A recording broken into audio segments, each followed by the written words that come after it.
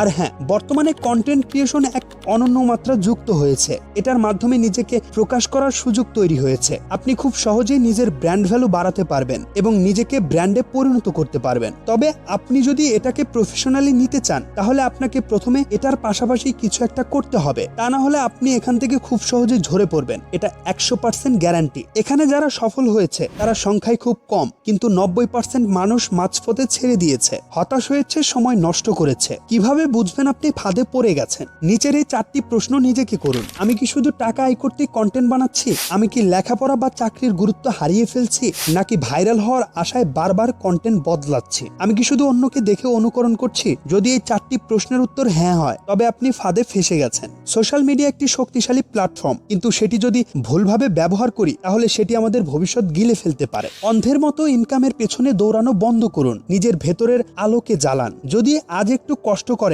ভবিষ্যৎ আপনার হবে। সবাই রাতারাতি সফলতা পেতে চায়, কিন্তু সেটা রাতারাতি আসার জিনিস না। তাই এখনই সময় ইনকামের ফাঁদ থেকে বেরিয়ে সঠিক কন্টেন্ট, সঠিক পরিকল্পনা আর সঠিক ধৈর্যের পথে হাঁটার। এই ভিডিও যদি কারো চোখ খুলে দিয়ে থাকে, তাহলে আমার পরিশ্রম সফল হবে। আর ভিডিও ভালো লাগলে একটি লাইক দিয়ে চ্যানেলটি সাবস্ক্রাইব করতেই পারেন। আমরা একসাথে শিখবো, একসাথেই এগোবো। ধন্যবাদ, ভালো থাকবেন।